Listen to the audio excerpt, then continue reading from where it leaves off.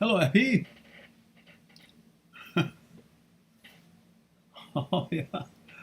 Yeah, it must be morning there, yeah? It's, 9:42 or 9:15 there in the morning?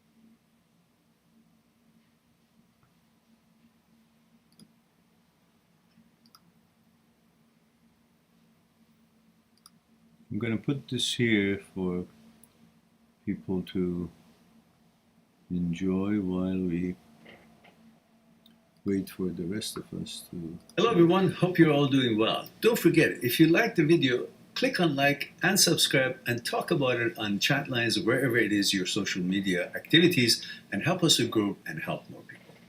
I'll talk to you soon.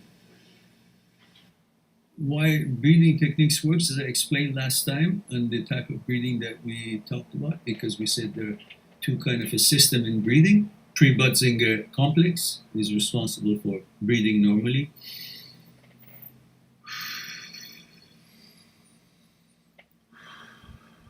And parafacial nuclei is when you can manipulate the rhythm of the breathing. And when you change the rhythm of breathing, like instead of the regular,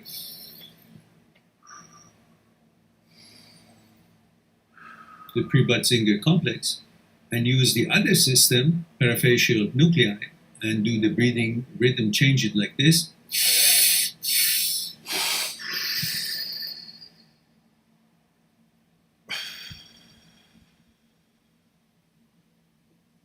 It stimulates the brain to get out of the groove that is created and gives it the opportunity to get back to normality and gets out of depression, gets out of anxiety, and clears your brain from intrusive thoughts for that moment as it fills up all the little balloons in the lungs and its capabilities increases in exchanging the CO2 with oxygen. And the oxygen brings more clarity And that's why meditating in breathing exercise will help. Mindful exercise will also help. So it brings more focus. And this breathing also nudges the brain into bring more focus to its tranquility rather than the statics that is getting from here and there, which are the intrusive thoughts. And so you kind of break that rhythm and give it a little bit of a jolt, a shock that works and makes the brain come to its senses. It's like the shock that psychologists give to a patient with deep depression and anxieties, kind of gets the brain out of that groove. And this is a different way, but has similar effect on that you can do it on your own, which is the breathing part, and gives a shock to the system and it stimulates it differently and gets the brain out of that rot that is created for anxiety and depression. Gives you an opportunity to get involved in positive activities, exercise, mindful exercises, play some game, go for a walk, and the stuff that you don't feel like starting it, these breathing gives you that motivation and shock and brings you to normality and balance. It gives you that window of opportunity to get involved in those good positive activities to help you to bring that balance back to yourself. Okay, so that was something for you guys to perhaps practice whenever you feel like you're a little down or you have a little bit of anxiety or a little bit depression.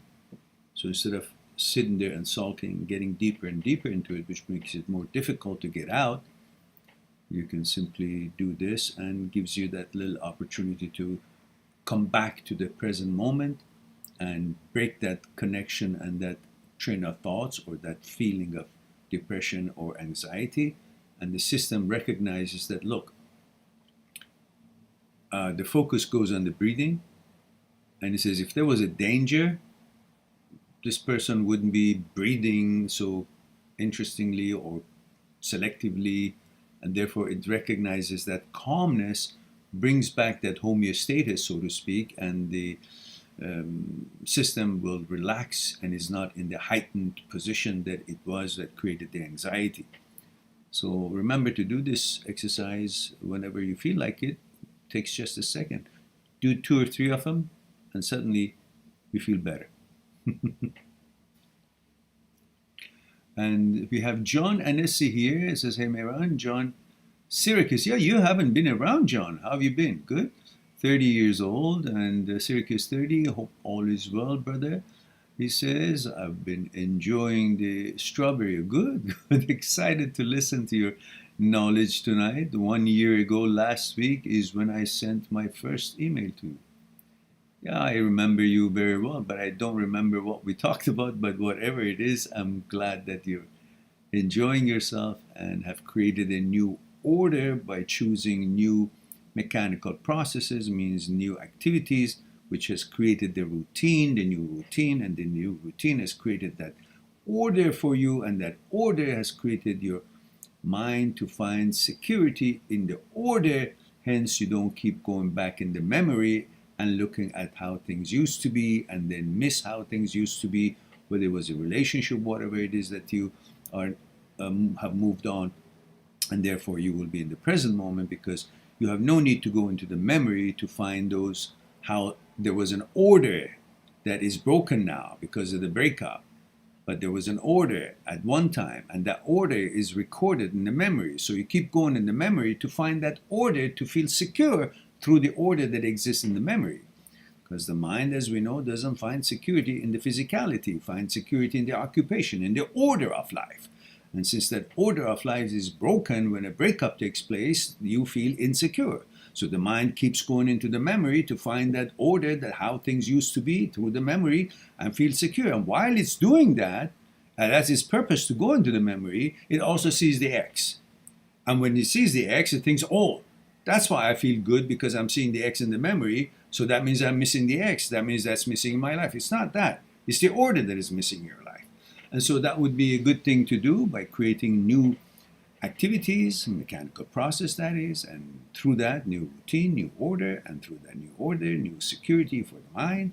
And then you feel balanced and move on and move forward from that relationship, that experience, to what you want to build for you now and for the future. kudos to you, John. And Slobodan is here, says, hello, Meran, 21, Belgrade. That's very much, thank you very much. That's very much, thank you very much. I mean, Belgrade. And so we've got 8 people, but 3 of them showing. Are the other 5 are what, scared of me or what's going on? Come on in. The water is warm.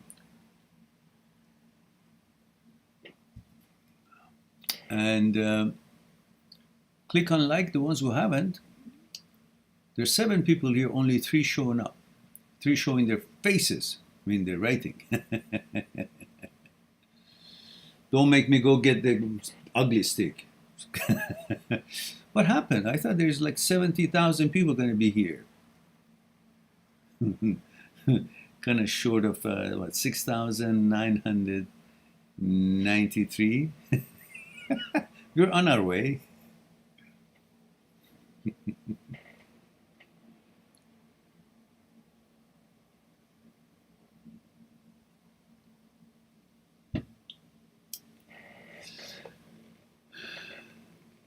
King Kwan Productions is here. Says, hello, all the way from Canada. All the way from Canada, you're the closest one here to me. Where in Canada, King Queen? King Kwan, not King Queen. I was wondering, I was going to say, make up your mind. King or Queen? King Kwan Productions. So we're in Canada.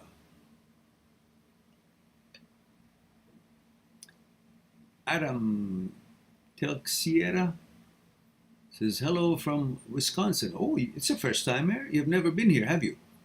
First of all, I haven't heard someone from Wisconsin. And secondly, you haven't shared the protocol, which is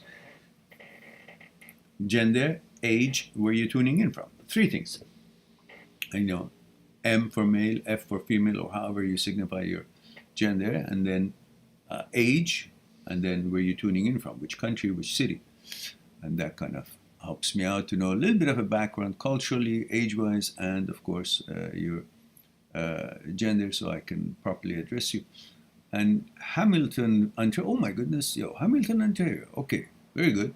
Hamilton, Ontario. I've heard a lot about it, never been there. So we are clearly across the nation from each other. I'm way out in the west, Vancouver. You're way out in the east, pretty much almost. There's one more province, I guess, before we hit the Atlantic. I mean, further east. And Tyler says, here from Louisiana. Hello, Tyler. Age and gender, Tyler. Adam, don't forget. Protocol, 3 pieces. Gender, age, where are you tuning in from?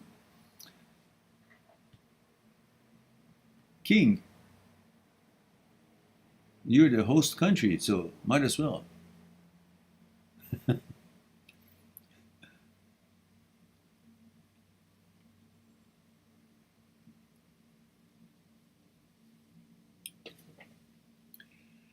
Adam says, I'm male 44. This is my first time seeing you live. I have browsed a few of your videos in the past. I hope that it's been helpful and you enjoyed it. And welcome to the chat. I thought that it's the first time I hear someone from Wisconsin here, and delighted that you could make it. Taylor is 35 male from Louisiana. Welcome, Taylor. Thank you for being here, making the time, joining us. So we have lots of newcomers here, and King hasn't been here for a while, I guess. Or King, is it the first time? You're also a first timer, aren't you? I don't recall your screen name. So anyhow, while we're waiting for others, you can shoot, and whatever question that you might have about things to do with consciousness, thoughts, fear, desire, ego, mechanical process, material process, order, OCD, HOCD, some subsets of OCD, or whatever that is concerning you, or other matters that you might want to be talking about regarding having to do with the movement of the mind, movement of the psyche. And so we can help educate ourselves in understanding our psyche better and become the mechanic of our own machine. Because if this thing is understood and we know its capabilities and malfunctions, then we can train it and be wise to its behavior, and it can help us to reach and accomplish whatever it is that we want to accomplish, soar to the moon if you want. But if you don't, it can go rogue. It's an independent system, and it can make you believe all kind of garbage and all kind of things, and it can actually take you to the gutters. So it is very important for you to understand your psyche, how it operates, how it malfunctions, and that's what part of the things that we do here is that. King is also first time. Aha. King has seen a couple of your videos for a month now. Well, wonderful. I hope that's been helpful to you. John says, Mehran, I have health anxiety, severe panic attacks, always worrying about my health, even though nothing is wrong. Would that be considered OCD? I think so, because I actually had that for a long time. And although I was active and hard sports and, knew my energy level and, going to the gym 3-4 hours workout or, tennis, long hours. And I was an athlete since childhood pretty much, I guess. Well, a little bit into just about, 15, 16 years old since then. But I was always having this thing, something about me. Oh, is it something that, this is that? What about my heart? And these were probably due to the fact of wanting to be the best you can be, a little bit being perfectionist. And at the same time, you want to be able to attend to your projects and responsibilities and duties. Usually these kind of people who have OCD are above intelligent, averagely, above average intelligent, and they are perfectionists, and they're very responsible. Like they want to make sure that they will attend to their duties and responsibilities. So if they have, for example, children, they would be worried if something happens to themselves, so they can't attend to their children properly. And so that would be worrisome. So they kind of get on their own case. What happened? Did I hurt my hand? So it's not that they're really worried about having hurt the hand. They're worried about, what if I can't attend to my duties and responsibility and protect my family, protect my children, or do what needed to be done for them? Would I be whole and in, tip-top shape to serve, to attend to what is my duty as a, whatever your status or responsibility level is, as a father, as a son, as a husband, as whatever it is that, as a boyfriend, whatever it is that you think you're responsible for, your jobs, for your well-being, for, welfare, you get like that. But as you said, there's never anything wrong. That's the good part of it. And the other is just being anxiety. The anxiety level is high. And amygdala is not going to be consulting your prefrontal cortex and checking you before it releases that heightened alert. It just goes into the mode of protection and worry in order to make sure you're whole in case there's any danger of any kind, any challenge would come up. So you're constantly trying to make world under control, being perfect in your status and being able to have a balanced life without any intrusion of any kind, any challenges anywhere. And if it comes, you want to be in tip-top shape to fend it off. And these are some of the reasons, the backgrounds of this kind of a behavior of worrying about your health constantly when there is no reason for it. And basically these sort of people, they love life. They love their life. There are things they want to accomplish. They're usually high energy and they're responsible, and they just don't want to have to go through a stumbling block for no reason. Yeah. So I bet you constantly, want to go to the doctor and check and see, make sure you're okay. And that's part of the OCD, part of the anxiety and worry. But you got to reprogram yourself. once you experience something and bring certain kind of a worry to you, and you check it and you see there's nothing, and then remember that. Remember, so next time such a similar feeling, similar thing happens, you kind of know, hey, listen, I'm worried for nothing because I have no symptom, no nothing. It's mental. And then once in a while you go to your doctor and do a checkup and you make sure you're good, then leave it. Don't entertain the thoughts that show up that suggest that, oh, something wrong with you, maybe your health and this and that. And Chester is here from my hometown. Aloha, Chester. Male 27, Hawaii. Says, aloha again, Mayron. Aloha to you, Chester. And just stopping back, I have a 12-hour night shift today. I will rewatch your live stream once I get back home. Mahalo. Mahalo, dear. And thank you very much for stopping, sending us keys, sending us good energy.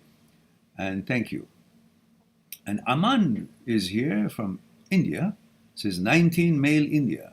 Says how to deal with brain causing quite amount of psychosis. Don't pay attention to it. But before you don't pay attention to it, go to your psychotherapist, a psychologist, and get his or her advice. And then once you have the knowledge that what this is that you're dealing with, then you follow their advice and that will be fine. But if it's all just a thought base and you know that there's nothing wrong with you because you've checked with your doctor, and therefore then you just ignore it. It's just like another static that constantly comes in. And remember, guys, I'm not a doctor. I'm not a psychologist. I'm not a psychotherapist. The books that I've written is based on my research and knowledge and experience in life and research that I have from masters of hundreds of years ago and studies for years and pondering. And so basically, this is what I'm sharing with you. Otherwise, you need to be talking to your psychologist, psychotherapist. You have a condition or to your doctor, well, you've got to take their advice and go visit with them and sort out the challenge. Magnetic vortex resonance, MVR, says for a large percentage of women, marriage is like landing a dream job. Okay. Then a couple of years later, demanding half ownership of the business that hired you.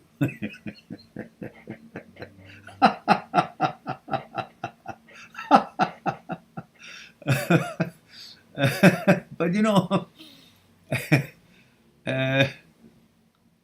it's kind of different, but I can see what you're saying. It says family law overwhelmingly favors women. Yeah, it does. It does. It does.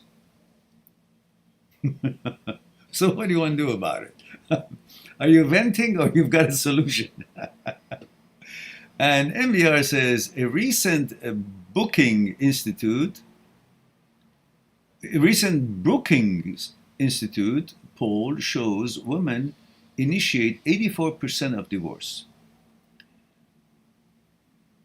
I've learned modern women want the power and benefits of a man, the privileges and entitlement of a woman, and the responsibility and accountability of a child. Well, I'm laughing not because I agree with you, but I can see what you're saying. Because if I say I agree with you, I'll be in a heap of trouble. And let me put it this way. In many cases, what you're saying is absolutely correct. And that's because women are pretty smart. And however, this does not include all cases. There are men and women in this life that they are very fair to each other, and they're very cordial, they're very loving, they're very caring. And it just means for anything valuable, you gotta, look deeper.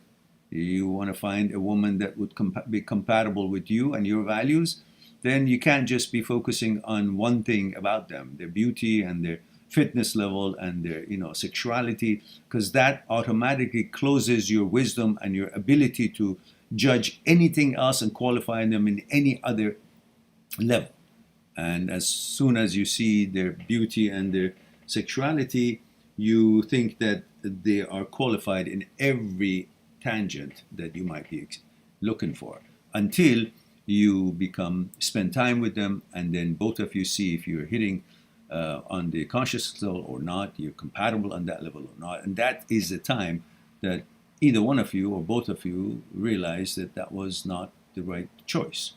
And then naturally, one of you or both of you, or woman or the man, files for divorce. And then the laws of that usually nation, which, as you said, mostly in Western countries, are it tilted towards the woman's side. So now that the women are not the same woman as 500 years ago or 200 years ago, perhaps those laws could be modified, because women are strong and wealthy and educated, and they're not helpless like it was maybe 200 years ago, that they say, okay, now I have been used to this kind of lifestyle. Everything was provided for me. My husband would be providing all these things. Now he's divorcing me, or I want a divorce for one reason or another. Then I don't have that lifestyle, and I should be able to have the same in order to take care of myself until she gets remarried, or until the children reach a certain age, if they have children. If not, until she gets married.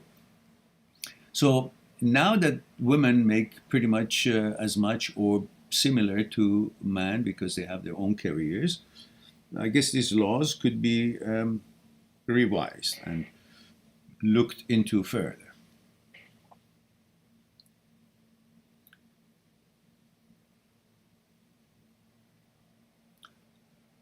And magnetic vortex resonance is, by the way, I'm a woman and a practicing attorney. Well, kudos to you. So you can take the first initiative if you're really that fair that you want to help men to be able to feed themselves and the children that they would have to support after divorce. Well, that would be a worthy cause. But remember, you as a woman, you know that there are angels out there as well. There are women who are amazing in their mannerism, in their sense of responsibility, in their loyalty, in their faithfulness, in their what they do for the family, center of the strength and the support for the husband and the children. And they're amazing magicians. So although those are not as many as there used to be 50 years ago, our mothers and generation pasts were full of them, but this generation and beyond, I'm sure it's going to be more and more scarce, not because women are no longer capable of being that amazing multitaskers and supporters and educators and center of the strength of the family, but because they are being groomed and encouraged not to care about these things and mostly be individualists and focus on their own personal fun and pleasure, rather than focusing, as it was before, on building an empire through their love and sense of centrality, being the center of the nucleus of a cohesive family. That's also because people really don't believe in anything anymore. They just believe in me, what kind of fun I can have. How many people will pay attention to me? How hot am I? And if I don't get that feeling of being hot, which is responsibility of others to give it to me rather than me feeling accomplished on my own, therefore I'm going to just, fly the coop and go somewhere else, because I'll be novel there and I'll be getting that kind of attention for a while. Until that runs away, then I'll go somewhere else. These are some of the mentalities. Now, when we're talking about these things, that doesn't mean that the men are angels out there. We know what there, because so many big percent of assholes are in the men. However, this is not what we're talking about. So I don't want somebody to say, just because we're talking about this, that means we're against this and all the other ones are great and this and that. No, this just happens to be the topic that we're talking about right now. And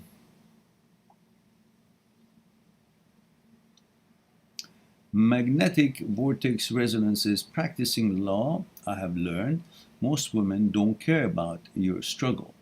They just hang out at the finish line and pick the winners. Men, please beware. Well, it's that's how it is because women, uh, the times have changed, traditions have changed, acceptance of different things and different behavior has been changed. It's not like 200 years ago, 100 years ago. So women are the ones who choose the man this time around, who they sleep with, who they offer their body to, who they have a relationship with. They have the selection power. But men, they sleep with anyone that they're allowed to. So in other words, there's more responsibility of proper selection on women than men, because men really are not in control. They're programmed for procreation. Heterosexual male is programmed for procreation, and he's just looking if something is interesting and she allows him, then he would go. But it's the woman who does the choosing. That's why if the woman is not really righteous and the right path, she could be abusing her powers and the circumstance of the men, and that is what you're talking about, I believe.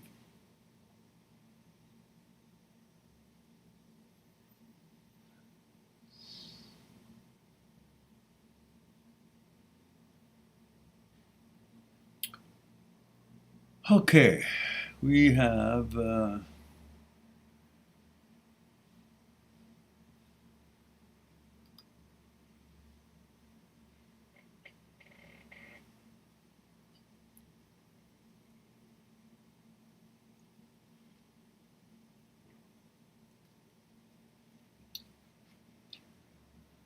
well,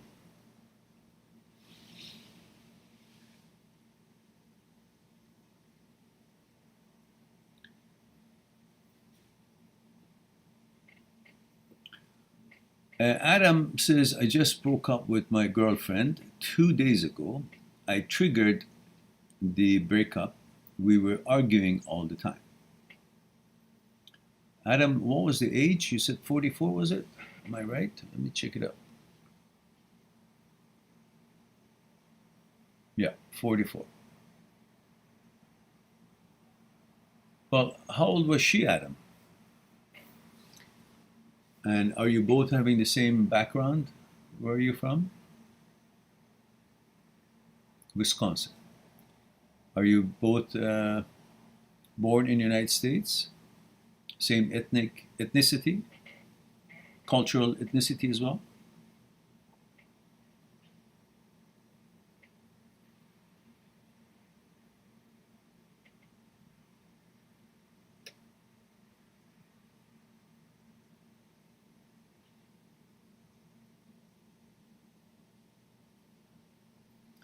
Magnetic vortex resonances watching from Los Alamos National Laboratory, Los Alamos, New Mexico, Office of Scientific Research and Development.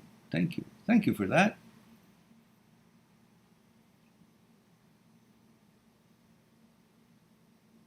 But I don't have your age, MVR. We have just a simple protocol.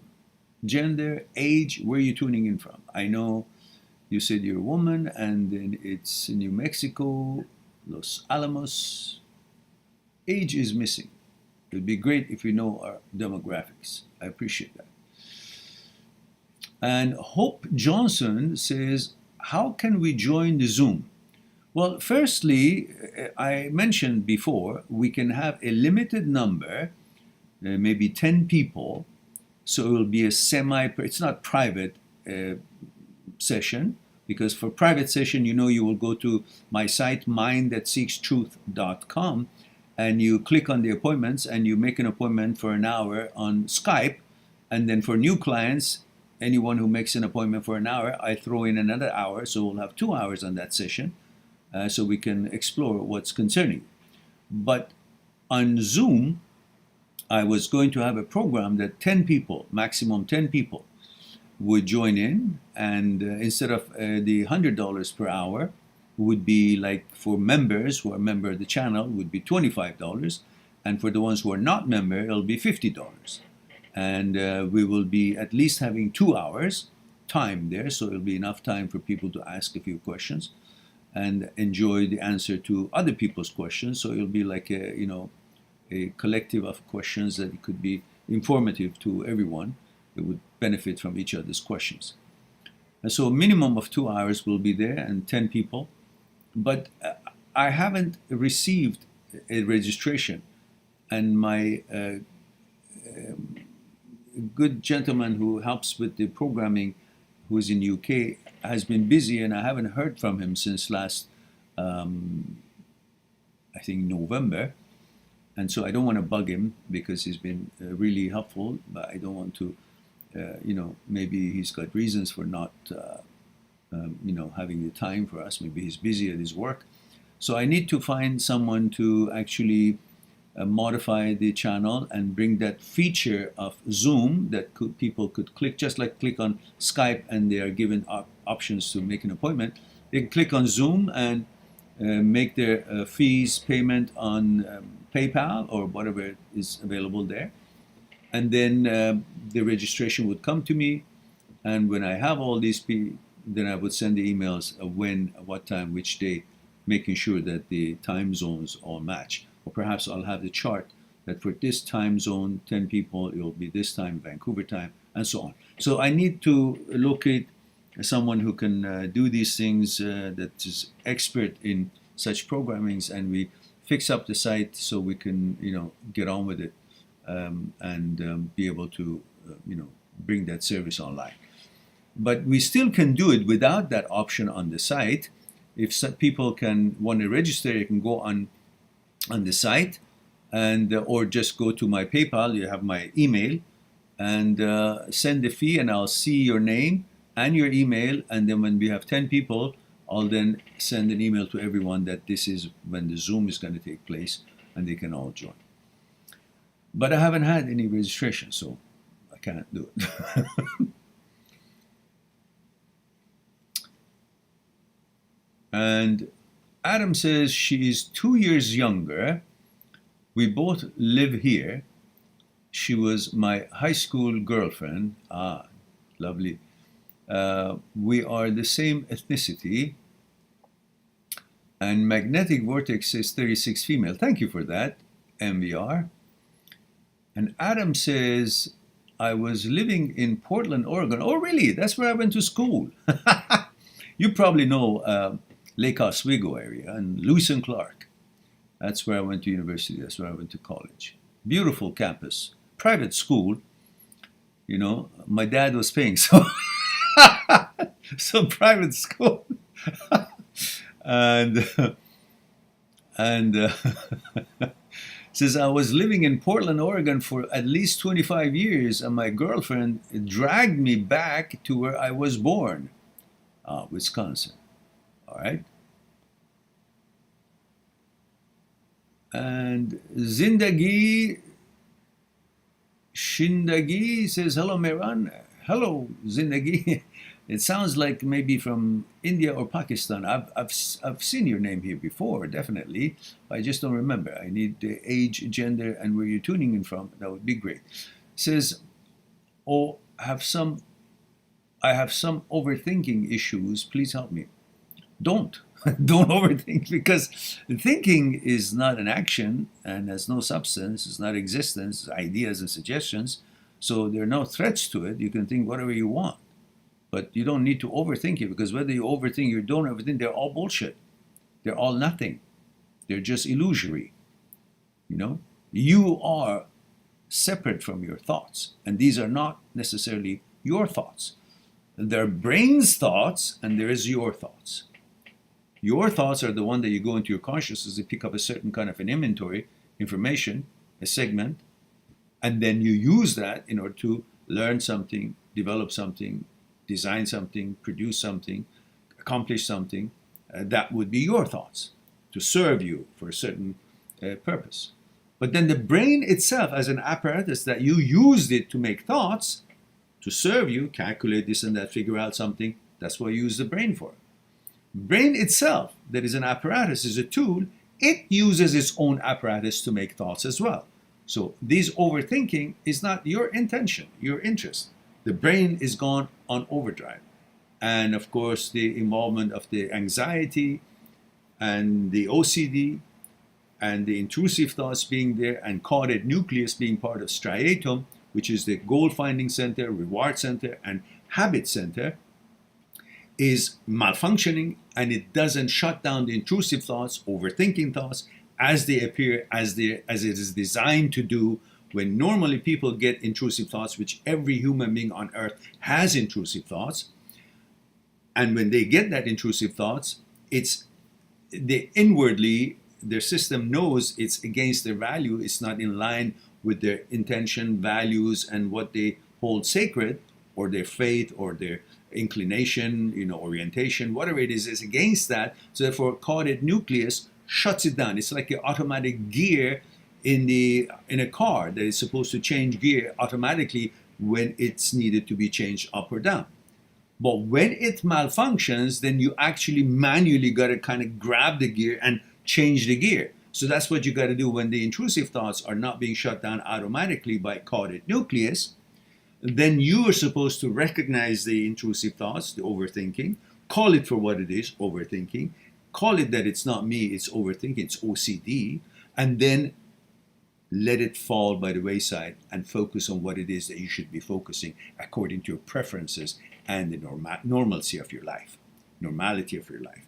What you should be accomplishing, what you want to focus, what your preference is. You focus on that, what you are focused on, should be focused on. And you ignore these intrusive thoughts. And then in that way, you rewire your brain through neuroplasticity.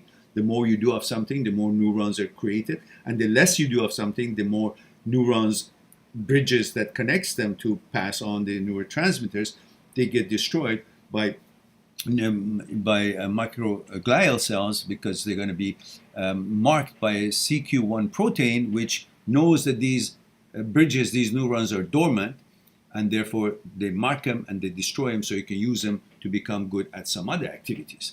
So this is what's going to be happening there. And overthinking, that's what it is. It has no message to you.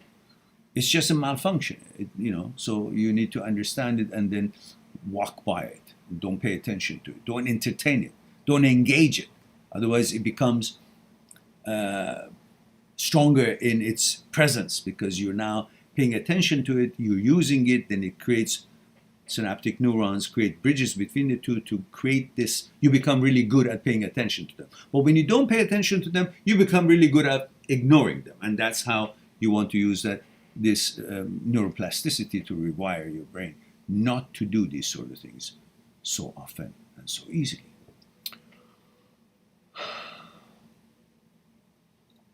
Now,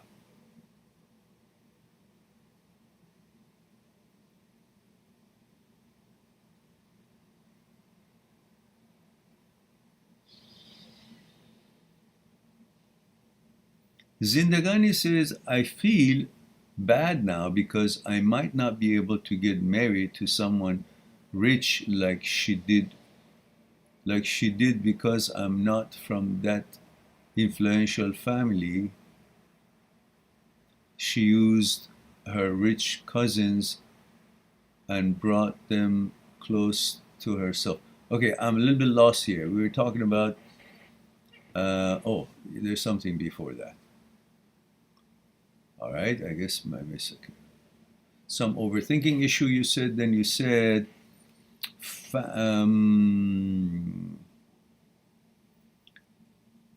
I have some overthinking issues. I'm preparing for my exam since 1 year and didn't clear. My friend, on the other hand, has very rich connections, and due to that, I blessed to get married in a very rich. I'm kind of confused. I can't understand the writings. So Zindagani, maybe first of all, you let me know how old you are. If you're a man, woman, at least I know what's going on.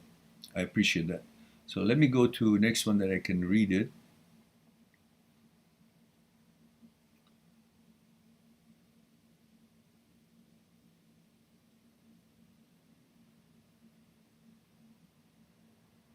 Slobodan says, haha, Meran, I'm like a split personality. One wants to be gay, another one would die in agony than be gay. Well, you remember in life, you don't run your life by suggestions, ideas, and images that your brain produces. You run your life based on your vetoes and choices. So regardless of what other people suggest to you in the street, buy this, sir, this is a good product, buy this, you make a veto, you make an informed decision that, look, this product, I have no use for it. I don't have any inclination towards this.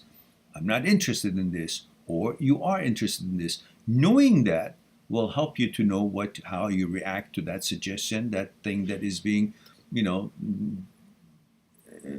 offered or discussed with you on the street by someone. Huh? And the same thing goes with the brain. Brain comes up with thoughts and suggestions and ideas. And brain, what is brain? Brain is an apparatus. It's not your teacher. It's not your mentor. It's not your leader. You're not supposed to be taking your cues from your brain. When it goes rogue and malfunctioning, it can come up with all kinds of things, and it doesn't know what is suggestion. It just suggests because its job is to make thoughts. So you got to understand that you're not the brain, and brain is not you, and brain is not your leader, and you're not supposed to be following what the brain suggests, because brain is not your intellect. The problem most of us have is that since childhood we've been bamboozled and tricked into conditioned to think somehow that the brain is your intellect. Brain is not your intellect. Brain is very stupid, doesn't know anything, guesses things. But your veto abilities and choices is what you select among the productions of the brain, if it's useful or not. That is where the real power is. So you don't have to feel what is suggested, it's got any merits to this, any value to it. Because you gauge against your values, your inner values, that is in your gatekeeper, or it's in your wise advocate, as Dr. Schwartz called it, and gatekeeper, Dr. Phillipson calls it, superconsciousness, as I call it. I'm not a doctor. So you have these values in a special place in you. That's how you roll, based on your values, based on your morals, manners, your faith, what it makes you you. And you gauge every one of these suggestions, whether it's out there from some people in business world or personal world, or from your own brain in any shape or form, is suggested image or ideas. You gauge them against your values and what's meaningful to you, what's manners and morals are, what's sacred to you, what's important to you, what's relevant to you, and you gauge it against these values, and then you see if it's useful or not. Then you veto it or choose it. So it doesn't matter one day this, one day that. That's the brain. It's telling you brain is not intellect, so it's wishy-washy, doesn't know shit. So don't be following your brain, you follow your intellect. And if you watch the video that I have, as I mentioned before, are you or the brain is the you? If you watch that, you will see an array of interesting neurosurgery experiments and neuroscience experiments by Dr. Roger Speary, Dr. Wilder Penfield, Dr. Owen, Dr. Benjamin Libet. You will be amazed with the experiments that they have done on the brain and what they have found, and you will see that they have proven beyond the shadow of doubt what Aristotle proved 1,000 years ago, was talking about it. Dualism. But the modern time, not the real modern time, but just recent modern time, maybe 50 years or 100 years ago, they were still talking about atoms or void, either something or nothing. They were talking about dualism. But now the modern science have come to the conclusion through neuroscience and neurosurgery have proven beyond the shadow of doubt that the discussion of the dualism when it started in the Aristotle time is the correct one. Brain is not your intellect, and brain cannot reach you. There are aspects of you that the brain cannot reach. You're beyond the brain. That's why you're the boss, and you make the judgment on what brain produces. Thoughts, suggestions, images, whatever. Means nothing. Irrelevant. But brain is very powerful, make you feel that that is you, because it's trying to show that it can take over you. But remember, we survived for millions of years, if not more than a million, without any prefrontal cortex. We had stem brain and reptilian brain. And everything was hardwired and instinctive. We, like animals, we lived, we ran, we hunt, we slept, we had sex, we ate. Everything was clear, gender was clear, no confusion, no questions. Why? Because we had no ability to think or speak. Because thoughts are the roots of all problems. They're illusory, yet the brain has enough power to make you think the thought has anything to do with you. That's the confusion. Since we were able to think or talk, all these sort of psychological problems started, such as all these intrusive thoughts and HOCD and whatnot, depending on what your gender is. Every gender has HOCD, attacks opposite of what you are and suggests that you are something that you're not. So understanding this fact that only 40,000 years ago, you were given this brain that can think and speak, but you were there a million years before you were given this kind of a brain, which means you were the boss. The brain was added to you as a servant, as an apparatus for you to use, to advance. It's like a calculator, like a machine, an equipment. Over time, though, you started thinking that this equipment that does all the calculations and figuring out things and so on, and you use it to figure out things and invent things and so on, is your intellect, is your leader. And that's where the problem starts. Because now, whatever it suggests, when it goes rogue and malfunctions, you believe it because you think that's the leader, you're the follower. You think your brain is you. There is a you before the brain was added to it. There is a you, and then there is a brain. Just like there is a you, and then there's an intestine. Intestine is not you. Liver is not you. Kidney is not you. They're part of the tools that is needed for you, the me in there, to be mobile and to function and to be able to do what it is set out to accomplish in this life. And the brain is just one of those equipments. So if you're not bamboozled and understand the role of brain, that the brain, thoughts, and you are separate. The brain is used to create thoughts by itself, 80, 90,000 thoughts a day, and you can use the brain to make thoughts according to what it is that you want to accomplish, calculate something, produce something, develop something, accomplish something, whatnot. So if you understand this, and with the separation of brain and you will figure out that you're free and nothing can modify you, and all these thoughts are just nonsense. Disorder of the brain. I need to talk to your psychologist, psychotherapist, and learn how to deal with them. And in the meantime, watch the videos that I have in 2 playlists: Intrusive, Transient, OCD, HOCD, Negative Thoughts. Talks about nitty-gritties of thoughts and the interpretation of it, where thought comes from, what is the relationship between thoughts and consciousness, fear, desire, ego, why intrusive thoughts come up, with different videos I have in that playlist. And then you have another playlist, Intrusive, OCD, HOCD, short videos. And that talks about the separation and proves and shows you the separation of brain and you. And that the brain cannot reach you. You're not the brain, and brain is not you. And that knowledge can help to set you free and bring back that homeostasis that you always have.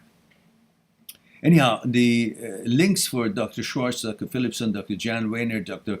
Owen, these are all, and many therapists underneath all these videos is available for you to look at and enjoy and educate yourself. All right.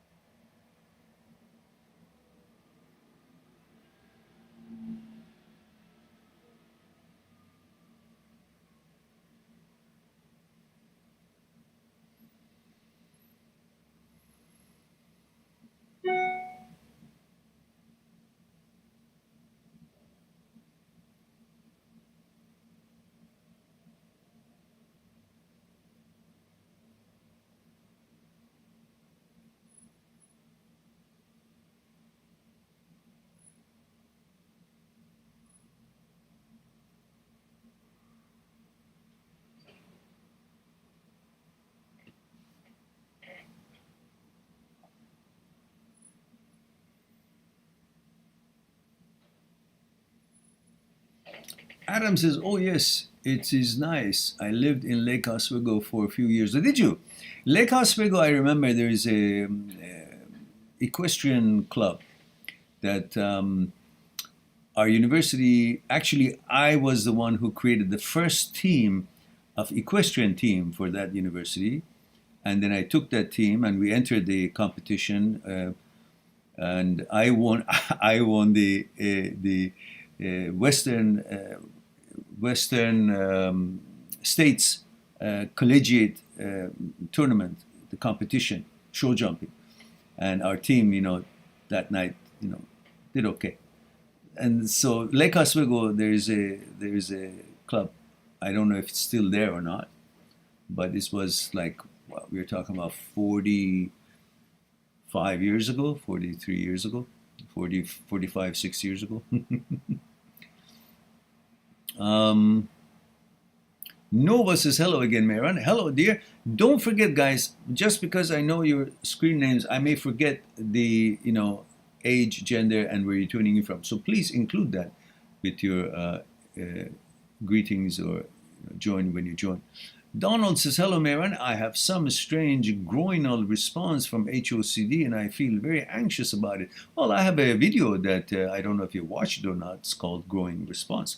Groinal response. I'll give it to you, and you will enlighten yourself, and you'll see that it's not a big deal at all. That's what it is.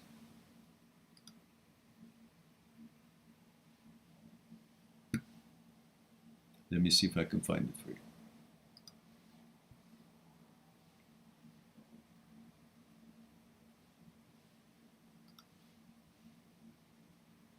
There we go.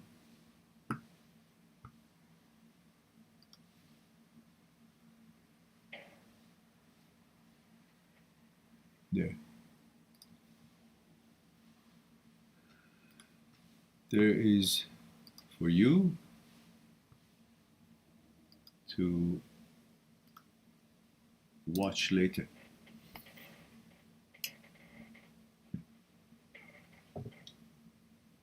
Yes, Donald. It's much more effective when I give you the presentation that I have on that video, and I'm sure you'll enjoy it.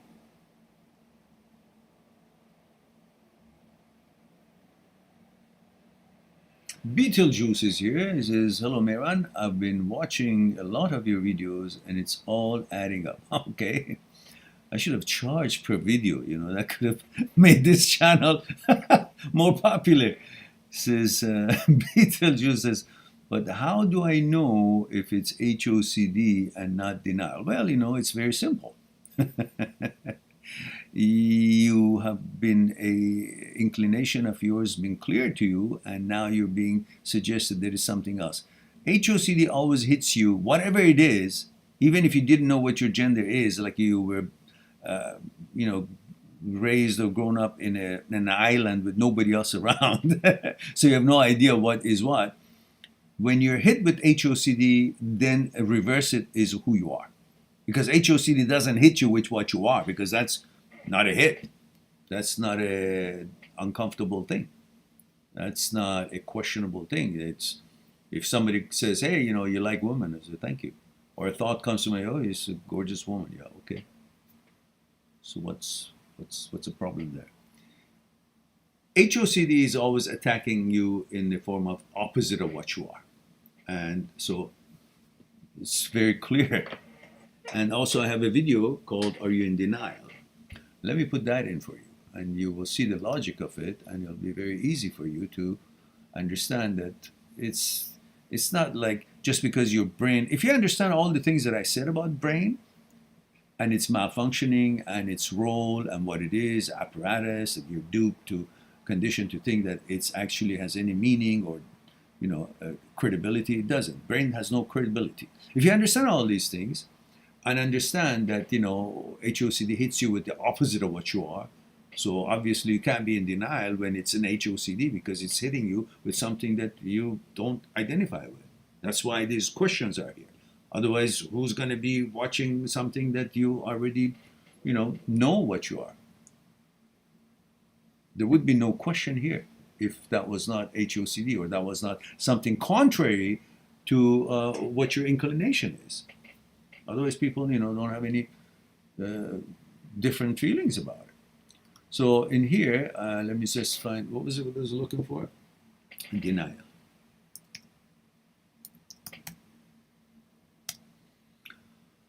There it is. I'm going to put this for you here.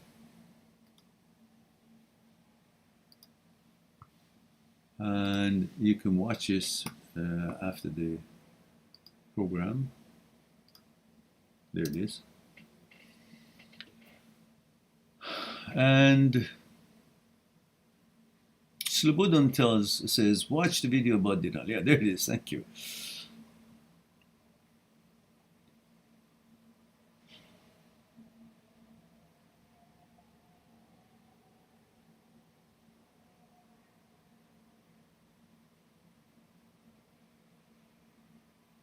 Zindagani, what are you talking about? I mean, what do you care what she does, how she lives, who she's hanging around with? She's finding a rich this or rich that. What are you talking about? Build your life independent from what other people, how other people live and what they have or they don't have. Focus on what you have and build what you don't have. Make your, training more complete, whether it's through your studies or your career, your job. Build a good life for yourself and persevere and get what you want, and then you will have maybe more money than you have right now. And then in the meantime, don't be focusing on someone who's got money. Focus on someone who's got proper brain and values that would be in line with your values, and you guys be compatible. And that's what brings happiness. I don't care how much money this girl has or doesn't have. Still is not going to be a guaranteed happiness if you guys can't be on the same level of consciousness and find things in common in your consciousness level. Well, it doesn't matter how much money each one of you have. You endure yourself for a few years and eventually you say, I'm tired of this because, how much do I have to endure just because, she has some money, or, I don't know, you have money for her. You can't be choosing your wife based on the fact that you have money and she came for your money. You got to be able to be compatible. This life is not about having money, not having money. Having money is great. Go get them. More power to you. But you can't be thinking just because you have money, then the girls will also be compatible to you. Yeah, you'll have more option maybe, but still you got to find a girl that is compatible to you. Or if she has money, that doesn't mean she's a great woman. Well, she has money. That's good. But doesn't mean that she's going to be your type. Or you're going to be her type. You may find so many flaws in her character that no amount of money is going to fix it. It's a relationship between the two energies, not about, what objects and monetary things that you have or you own.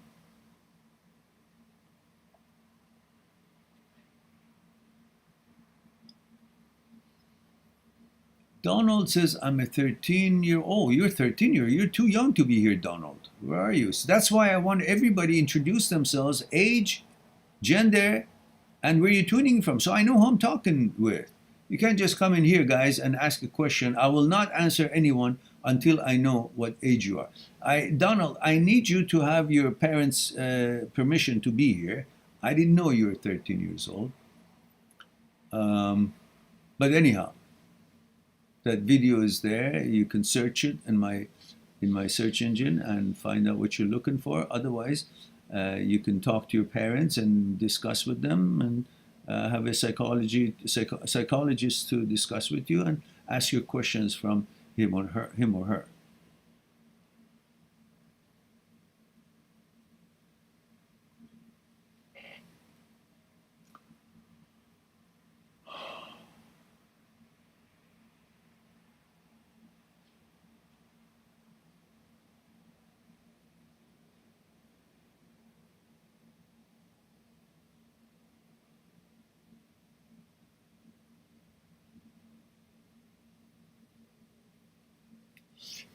Zindagani, oh, you're 26 female. All right. Stop thinking that you have to wait for someone with money to come and marry you. You focus on your studies, create a good career for yourself, make your own money. Then the man that you're going to be choosing, you will be choosing based on values, not based on the fact that you don't have money and he's got money. Because then, you're not really being independent, and he could be, your neck of the wood is mostly man's world, and he could be not fair in his interaction with you, and you would be, maybe he would not be compatible with you, but because he's got money, you're going to endure it to the point that he's not really focusing on his behavior and mannerism, but you're tolerating it and you're conditioning him not to care. It's two-way street. You got to measure up to him and he got to measure up to you. And the money here is just a bonus, but not a guarantee for you guys to be compatible.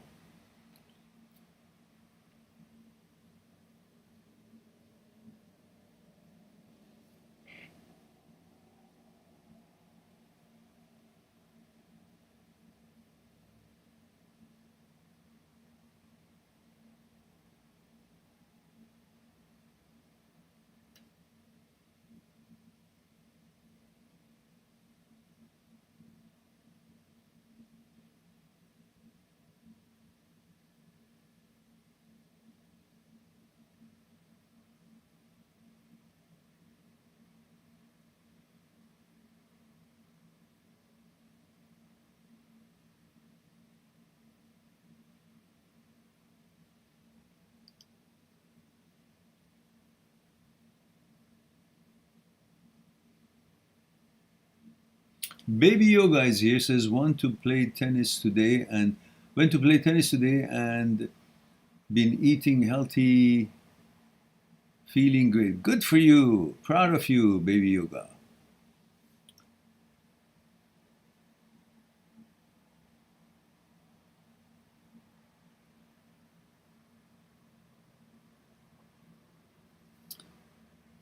Beetlejuice says, I could listen to you for hours on end and I can't get enough of it. You're a very smart man. Well, thank you, my friend.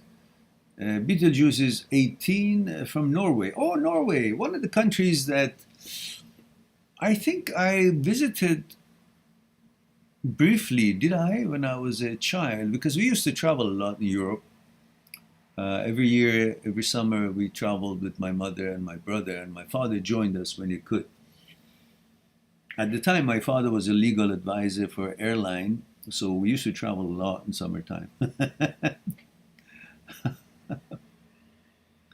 In fact, it was KLM that he was working with, and that's the Dutch airline. But Norway is one of the places that I always wanted to see. I remember in one of the gatherings after our horseback riding training when I was much younger, my friend's girlfriend had come from Norway. She was not from Norway, but she'd been visiting to Norway, and so we had a chance to talk a little bit about it. I don't remember what it was really, but Norway's always had this good ring into my ears that I wanted to visit. So far, obviously, not these days. Can't visit anywhere. And all right, So it's 1 hour and 10 minutes, and looks like we've answered all the questions. So I'll just hang around and drink my tea and see if we have any more. And if not, then we'll just wrap it up. And again, guys and girls, I want to bring to your attention that this channel cannot survive if you guys do not help the channel to be popular, to get more exposure. So share the links that you like of the videos that you like on your social media.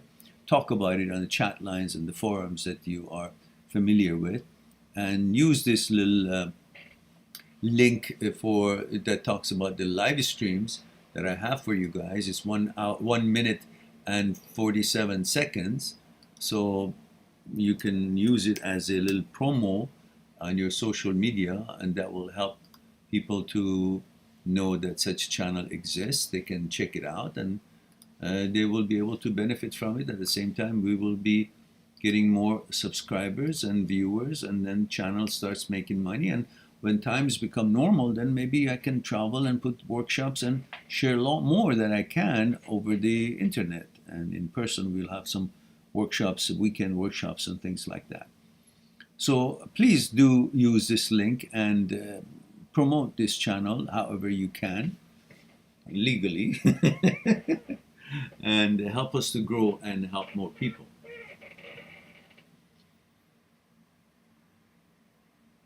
Yeah, I did too, Slobodan. It was weird. It was just very weird because it was something unknown to me. What is that? But you know, the thing is, my mind has always been very strong. And for me, like, my identity and who I am has always been, you know, in my opinion, that's the only thing for me. And so whenever any kind of intrusive thoughts would show up, the only thing I would look at it was that that's a bad thought. Oh, why is my brain like this? What are these garbage? See, it was never anything that to kind of allow it to play a role in believing it. It was always labeled as, what are these? These are irregular. These are weird. Yeah. So that is what I'm talking about when you have a mandate to protect yourself, because these attacks, whether your own brain or other people, these suggestions, attacks of all kinds of topics in life, not just gender. It could be many other things that you're not interested in. You're supposed to have that core principles to protect them, what's sacred to you, what's meaningful to you, what your values are. And based on that, you gauge everything that is offered or suggested or come across your path. You gauge it with those values, and if they don't measure up, they're not in line with it, you let them fall, you ignore them, and you move on. And that's how you protect yourself, and just label them as, well, these are bad thoughts. Well, that's nasty. Because for everyone, different thing is nasty. So what it is nasty to you, just call it for what it is and move on.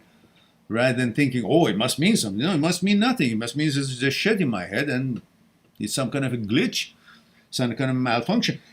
I didn't have the information that I have today, but I knew it's a malfunction. It's some kind of a, thing that is I'm not interested. So I recognized it to be something out of ordinary for me. And that recognition always kept it separate from it being able to convince me of anything. All right.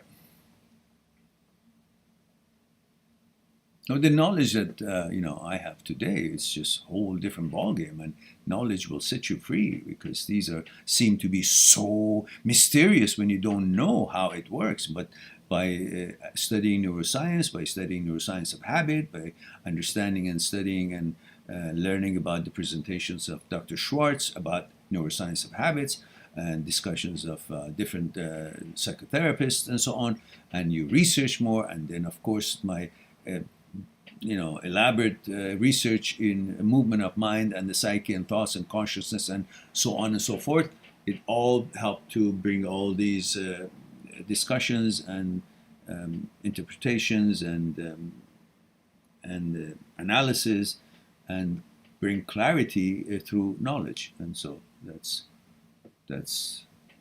what I have to say about that. Beetlejuice says there is an app called Reddit, and there is a subreddit with this topic. I've been promoting this channel there. Oh, I appreciate that, Beetlejuice. Very kind of you. I hope that everybody would do something like that because it really would help. We will help lots of people for their breakups, for their emotional hardships, for their OCD, HOCD, and so on, for understanding it, for discussing it, and then our live stream would help them as a support, as something that they can come in and ask one or two questions. So these are very helpful, but as long as you guys, if you guys don't do it, I won't be able to do it. I'm doing whatever I can. So I'm grateful, Beetlejuice, for doing that, and anybody who can do the same. Promote this link and this channel and the content wherever it is that you think it's appropriate to do. It would help us all and also helps the channel to grow and be able to focus more and spend more time on it. And there are more other things that I want to accomplish through this channel. But got to get the chance, and that chance would come with more viewers, and more viewers come with more subscribers. So please do whatever you can. Noah says, someone said Star Wars theory. Tara says, Tara says hi. Hello, Tara. Tara, what about protocol? Like age, gender, where you're tuning in from. And Noah. Noah. Yeah, I know these channels. They're great contents.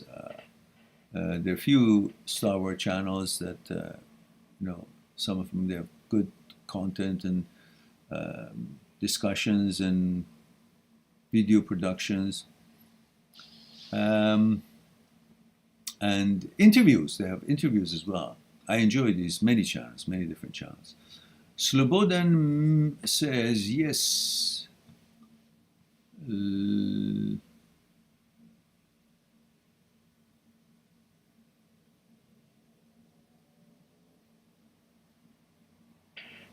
Yeah, good, Slobodan, good. Donald says, is HOCD most severe in teens and with more influences? No, it can hit you anytime. You can be in your 50s and HOCD could show up because it's a mental thing. It has no, it's not a biological thing. It's a mental thing that your biology follows the mind and thinks, oh, well, I got to react to it because the brain is so powerful. But it's got nothing to do with your gender or biology. It's a mental thing that has the effect on the body. So, simply stick to your guns and stick to your values and what you prefer, and that's the end of it.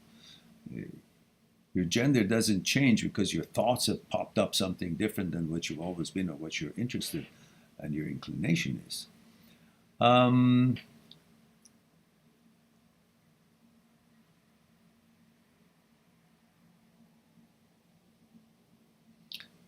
Tara says, do you believe dating a few people before getting married is good? Tara, could you first, she says, I'm female, 24, Phoenix, Arizona. Thank you for that. It's lovely to see people from all different corners of the world and the continent. I appreciate that and glad you could make the time and be here. So your question is, do you believe dating a few people before getting married is good? Yeah, I think so. I mean, who wouldn't think so? Because what do you know? If you have never seen, okay, you're a lady and you've never had let's say, boyfriend, and you get married.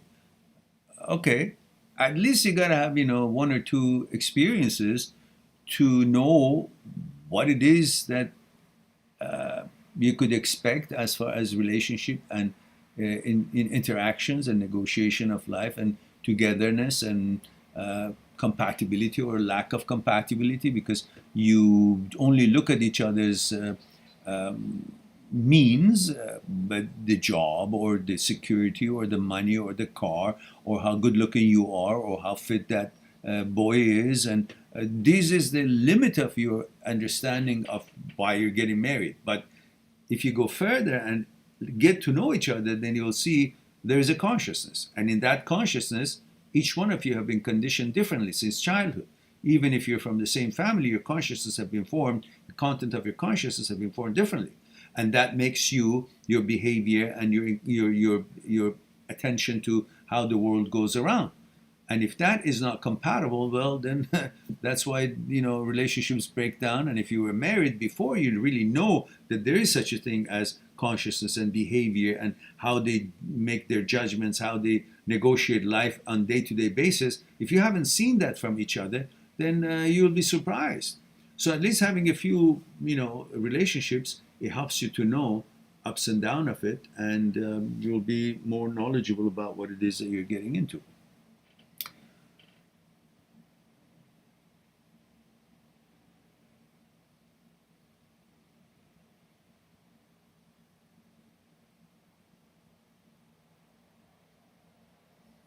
Chuck Stairs is great channel. Thank you, Chuck. Chuck, let me know your age. Here it is. Male, 37, Pennsylvania. Oh, we've got lots of U.S. presence here. U.S. team here. Big team. I'm delighted. Because usually the Saturday night, hey, we got to call this Saturday Night Live because we've been having this for months, and it's always been Saturday night at 9 p.m. Plus Saturday at 1 p.m. Vancouver time. So we have two shows on Saturday, one at 1 p.m. Vancouver time, and then 9 p.m. Vancouver time. But tonight I started at 8:30, or a little bit before 9. So, and he said, I see. He said, great channel. Okay, great. I'm glad that you're enjoying it. And Tara says, female 24 Phoenix. Yeah, we got that.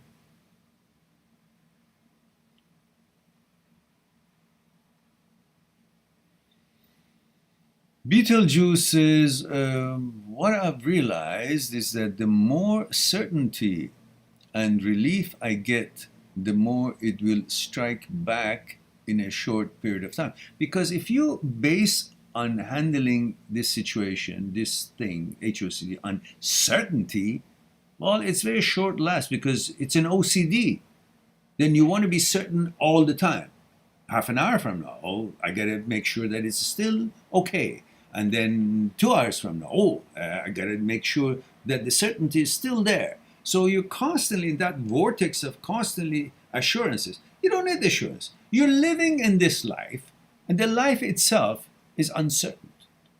Every day of it is uncertain, and you're okay with that. But suddenly when it comes to certain kind of intrusive thought, you now want to get rid of it by being certain. Certain about what? It's a fucking malfunction. That's certain. That's as certain as it gets. The rest of it doesn't matter how many million times it shows up. For every time it shows up, you got to come up with a certainty. That's waste of your life. You simply got to ignore it and understand it's a bad thought. To you, it's a bad thought. That's it. Done. No other recourse you need for that. It has no power. It can't do anything. It can't turn you this way or that way. The gender doesn't change by thinking about something. If that was the case, I would like to be a horse. Can I? Well, I thought of it, but not. Just as I cannot think myself into being a millionaire, I cannot think of having a food in front of me, boom, because I thought of it.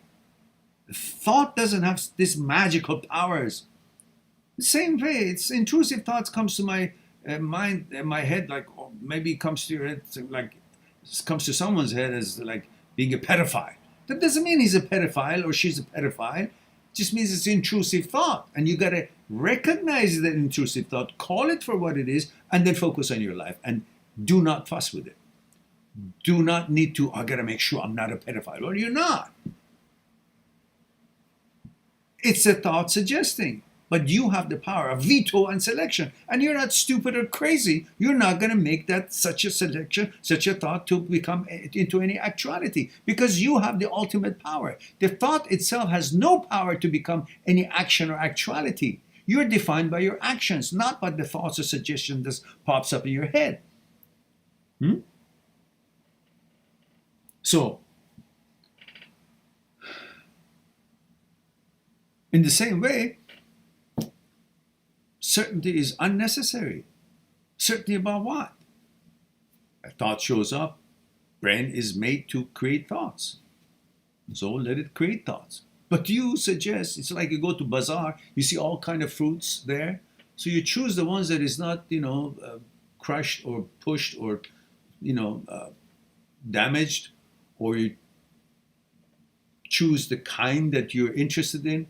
Everything is there available, but doesn't mean just because it's available you have anything to do with it or you have any interest in it. You just pass by, you choose or not choose. It's like thoughts. All kind of thoughts can show up here. But there's no mandate into accepting it or entertaining it. You just say, okay. It's like you walk about in the bus and people are talking about their own issues, or you're walking in the street, people saying all kind of things you're not supposed to pay attention to. You just walk by. You hear it, but you recognize it's from outside. It's from them. No. So brain comes up with something, you recognize it's brain's thoughts, not mine. Okay. And I'm not interested. So what the fuck? Why am I going to hang around? See, oh no, I got to be certain. Certain about what? Somebody says something. You're not interested about it. What's to be countering it and, being sure about this or that. Just ignore. Go on. There's so many things in the world that is not concerning you. Just because you heard it or you saw it, that doesn't mean it has anything to do with you. I can see many things during the day. I could see dog shit. I could see poo. I could see, people doing things that I'm not interested. I could see all kinds of things. That doesn't mean what my eyes sees, it defines me. It doesn't mean what my eyes sees, I've created it. I have the ability to see things. I have the ability to be aware of the things that exist in this world. There are all kind of lifestyles exist in this world. And my brain has learned this information, that these kind of lifestyles and different kind of suggestions or objects or topics or facilities or equipment or technology exist. Different kind of products exist. My brain, every human brain, has come to learn about all the existence of all these things, including lifestyles and products and whatnot in this world. And the brain picks up that information, that knowledge, and that bits of information that seep through its consciousness and makes thoughts about it. That's it. There's no responsibility or connection with what I see. I have the ability to see it, but it's got nothing to do with me having created what I see. I have the capability, brain has the capability to create thoughts, but these thoughts that are created, I have no responsibility to it, or it has got nothing to do with me or defining me. No different. I have capabilities. These capabilities does not define me, but it gives me the opportunity to veto or choose it, because I am beyond what I think. I am beyond what I see, but these are apparatuses that helps me guide my way through this universe. As simple as that. You have to understand that, and don't give credit or credibility to thoughts or what you see. Your judgment based on your values and what's meaningful to you is your power. And it's how you roll. And it's what you identify with. It's your identity. That's how you roll. And you protect your values. Otherwise, every Tom, Dick, and Harry is going to pass by and offer you something or say something. Are you supposed to listen to the same thing with your brain? The brain can come up with all kind of garbage. You're not supposed to, entertain it all the time. All right.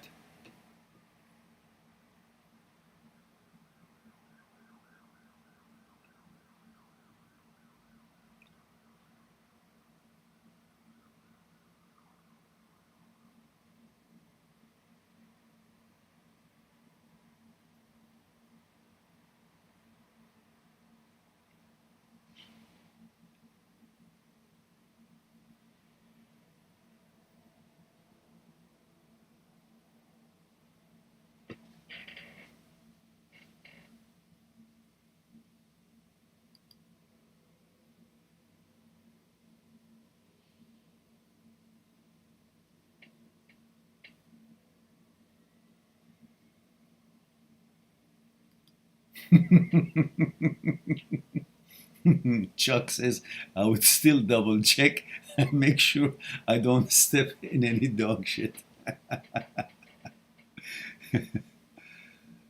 Okay.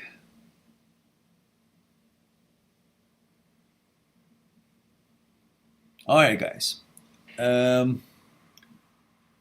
It's been over an hour and a half right now, and I think we don't have any more questions. Perhaps this is time for me to Thank you very much for being here. I appreciate it. Please don't forget to promote the channel. I need your support in order to be more popular as far as the channel, what channel has to offer, the content of the channel. If you have enjoyed the content, please promote it on your social media and on your, I don't know, whatever chat line or whatever forum that you belong to and you have control and you can. It'd be very helpful, and we grow, and we need to grow in order to help more people and at the same time be able to dedicate more time and effort towards helping people through the content of this channel. All right, so I look forward to talking to you next Saturday, and you all know that I have a site, mindthatseekstruth.com. You can always go on the site and make an appointment for a Skype consultation. It's about whether it's about your breakups or emotional hardships or what it is that's challenging you, or if it's about OCD or HOCD, you want to have a chat about it. And don't forget, nothing beats visiting your psychotherapists and psychologists and get help from the experts who are expert in OCD and HOCD. A regular psychologist is not good enough. It has to be a psychologist who is expert in OCD and HOCD and knows how to deal and understands this. Otherwise, it's not the same just going to a psychologist. So, on that note, I love you all. Thank you very much for being here, giving me the opportunity to share a thing or two with you. And I look forward to talk to you again next Saturday at 1 p.m. Vancouver time, and hopefully next Saturday at 9 p.m. Vancouver time as well. In the meantime, be good to yourself and to the others. I talk to you soon. Bye for now.